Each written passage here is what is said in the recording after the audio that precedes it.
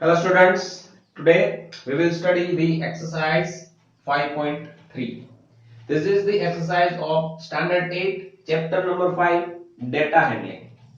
So in previous class we have studied about a chance and probability, right? So now we know about the basic terms related to the probability. What are the terms? First is the random experiment, then outcomes, then events, and then probability. So here in this exercise we will study how we can implement this all the terms, how we can use all these terms. So the very first question, that is question number 1 of exercise 5.3, is list the outcomes you can see in this experiments. See, here we have given the experiment. First experiment we have given, that is A, that is spinning wheel. So this is the diagram of spinning wheel. You might have seen this type of spinning wheel in many in many places, like might have seen in the television, you might have seen in the game. So this type of spinning wheel, how it works? See, there is an arrow. Currently it is indicated at B. This point, which we can call at the center of the circle, this point is fixed, right? And we can rotate this spinning wheel so that this arrow does not change its place, it is fixed, but the words that we have write down will rotate around this center, and where it stops, that we cannot say. So this is a spinning wheel and this is an random experiment. So here we have to note down that what kind of outcomes we can get here. So see, outcomes, that means here what are the write down on the spinning wheel, the A, B, C and D. See, A is here two types, but still the arrow will stop either at A, either at B, either C or D. So these are the outcomes A, B, C and D. When we rotate this, we get out of this 4 outputs. So these 4 are the outcomes. Okay. Second thing is tossing two coins together. Tossing two coins together. Now we know that what are the outcomes when we toss a single coin, that are head and tail. But here two coins are there. So when we toss two coins together simultaneously, both will give the output. And what kind of output they can give? They can give first outcome as, suppose both has head and head, both has the output, suppose head. Second thing, we can think that the outcome may be on both the coin, it is tail. Third outcome, we can think that on the first coin it may be head, or on second coin it may be a tail. In the same way, fourth one, we can think that this output may be reversed, that on the first coin we get the tail and on the second we get the head. So these all are the possible outcomes we can get when we toss two coins together. Okay, so this is the question number 1, how we can find out the outcomes. Now question number 2, when a die is thrown, list the outcomes of an event of getting a prime number. Okay, so here we have to find out the first outcomes, then when we get a prime number. So on the die we know that there are 6 numbers on the 6 sides. So out of that, which number are the prime number? First prime number we get is 2, second prime number we get is 3, and third prime number we get is 5. See here, note down one thing, 1 is not a prime number, right? Because according to the definition of prime number, a number which has only 2 factors, the number itself and 1. There 2 factor must be there to have a prime number. So these 3 are the numbers which we get as a prime number, right, when we throw a die. So the second thing is we have to find out the outcomes that not a prime number. So as these three are the prime numbers, so whatever the left are the not a prime number. So 1, 4 and 6. These three are the outcomes which we can say they are not a prime number. Third one, a number greater than 5. Number greater than 5. So that there is only one number 6 that is greater than the 5. So this is the outcome, we can say a number greater than 5. Now fourth one is a number not greater than 5. So not greater than 5 means we have to take a number which is not greater than the 5. So how many numbers we get here? 1, 2, 3, 4. Now think about, can we take the 5? Yes, we can take the 5 because 5 is a number which is not greater than the 5. It is equal to the 5. Okay. Now the question number 3 is find the probability of the pointer stopping on D in question number 1a. So this is the question number 1a. And from here we have to find out the probability that a pointer stopping at D.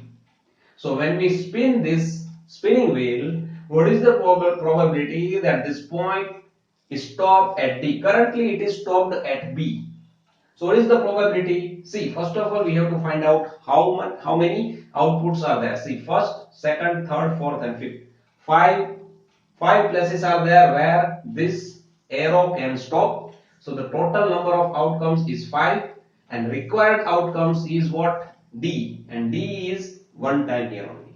So here 1, 2, 3, 4, 5 is the total output and required output is 1. So we can write down 1 upon 5 is the probability that pointer stopping at D. Understand? Okay, in the same way, B. In the B we have given that find out the probability of getting an S from a well shuffled deck of 52 playing cards. So you might play with the playing cards and you know that there are 52 cards.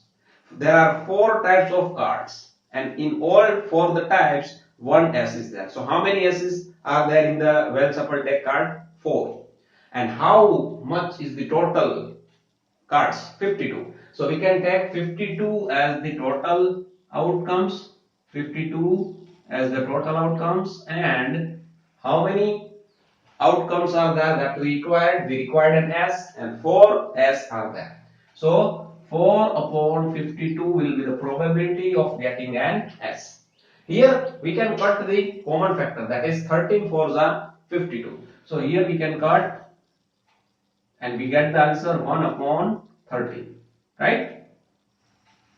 So this is the probability of getting an S from the well shuffled deck of 52 cards.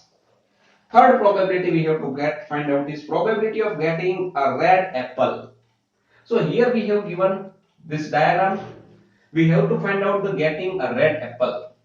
So first of all, how many outcomes are there? Count 1, 2, 3, 4, 5, 6 and 7. So 7 is the total outcomes we can get here. Now required outcomes. Required outcomes is what? Red apple. So see how many red apples are there? 1, 2, 3 and 4. So this is the 4 upon 7 is the probability of getting a red apple. Here you may have asked to find out the probability of getting a green apple. So probability of getting green apple, how we can calculate? Here also the total outputs are 7. So in the denominator we have to put the 7. Now count the how many green apples are there? 1, 2 and 3. So 3 upon 7. We can say that the probability of getting a green apple. So it is not necessary that you have asked to only find out the red apple, right? You may have asked to find out the probability of getting green apple. In the same way, you have also asked to find out the probability of getting yellow apple. So total is 7. Now count how many yellow apples are there?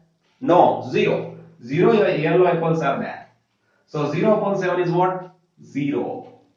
So this is the probability that we can say that there is a no yellow apple in this diagram. So the probability of getting yellow apple is what? 0. This is an impossible event because there is no yellow apple is there.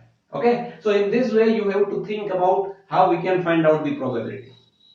Right. Now let us see the question number 4. Question number 4 is numbers 1 to 10 are written on the 10 separate slips. One number on one slip. So 10 numbers we have to write, that is there is write down on the 10 different slips.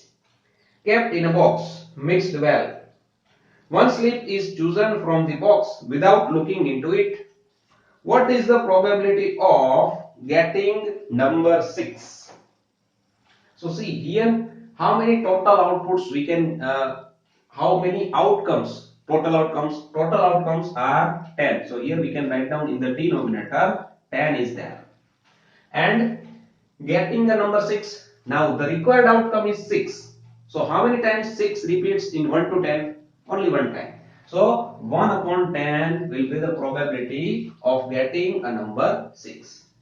See, do not confuse here. Do not take here 6 upon 10 because it is said that getting a number 6. So we have not to write down 6 here. Whatever we put in the numerator, that means how many times the required outputs occurs or how many times the required output repeats. So 6 repeats or 6 is occurs only one time in 1 to 10. That is why we have to put here 1. In the same way, now find the probability of getting a number less than 6. So the number less than 6. Here also the total output is 10. So here denominator we have to write down 10. Now think about number less than 6 means 1, 2, 3, 4 and 5. These 5 numbers are which are less than 6. So what are the required outcomes? 5. So here we have to write down 5. And when we cut the common factor, we get 1 upon 2. So this is the required probability, that is of getting a number less than 6. Now probability of getting a number greater than 6. So here also total outcomes are 10. Number greater than 6 means 7, 8, 9 and 10. 4. So 4 upon 10. So when we cut the common factor, 2 is the common factor, we get the output 2 upon 5. Right? So this is the probability of getting a number greater than 6. In the same way now, probability of getting one digit number. Here also the output is what? 10. Total outcomes is 10. One digit number. So into 1 to 10, 1 to 9 are the one digit number, while 10 there is 2 digit, 1 and 0.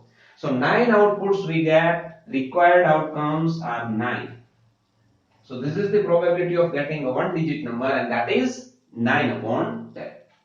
Okay, so in this way we can calculate the outcomes, we can find out the probability, or how we can find out the probability which is not given, which terms is not given. So we can write down if the required outcome is not there, the probability of that event is 0.